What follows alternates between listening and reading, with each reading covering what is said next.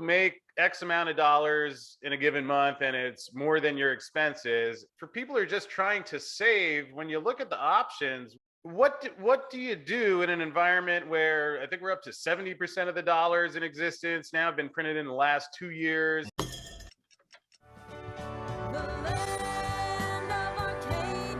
Hello there, my friends. Chris Marcus here with you, along with Craig Hemke. And Craig, something I was thinking about earlier today, where aside from whether silver is going up or down in price, just to the degree, if you make X amount of dollars in a given month and it's more than your expenses, and you have something left over that you want to save, what do you do in an environment where I think we're up to 70% of the dollars in existence now have been printed in the last 2 years? I Yeah. mean, we see what happens to the stock market when they ever try and unprint.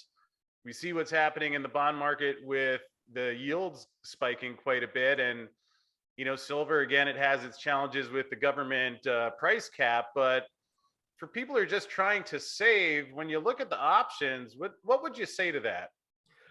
Well, I mean, there's a reason why the dollar's been going up because people are holding cash. You look at, people like to call it the everything bubble. It's what we've currently been in, right? They had the dot-com bubble, and when that blew up, they kind of got their act together and they blew up the real estate bubble. And then when it popped, they kind of just started printing money and did everything. And now you got this everything bubble.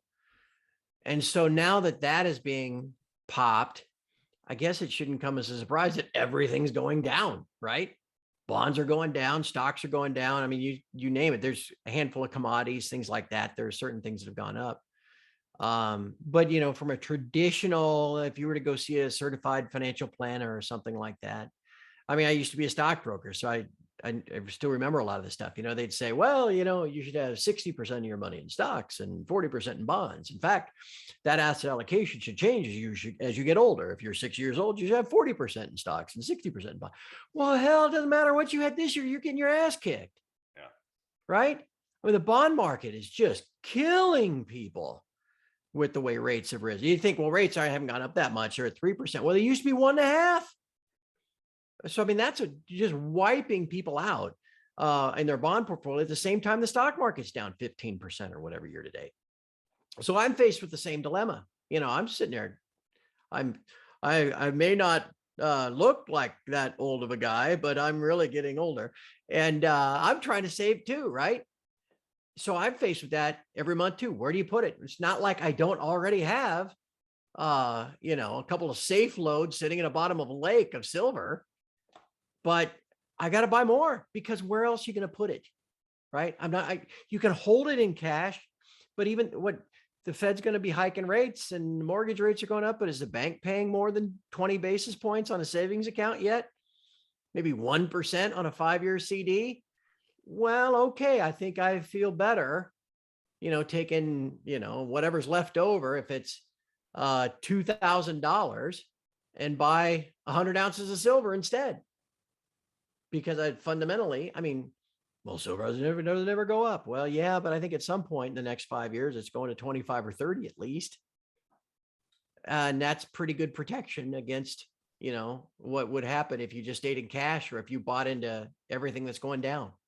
So that's a dilemma. That's all, we talk about that on my site a lot about, what do you do with it when you feel like you have enough gold and silver?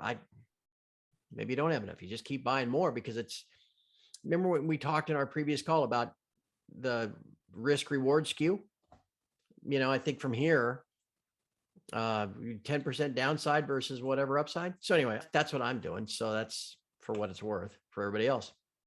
Well, I appreciate that. It's not a straightforward equation when you have the value of cash being distorted, which I think a lot of people are still trying to even be aware of, let alone then figure out how to respond. So thank you for sharing that. And as you mentioned, Craig, we did just record a full interview, and to hear about the silver market and a whole lot more, well, that's coming your way now.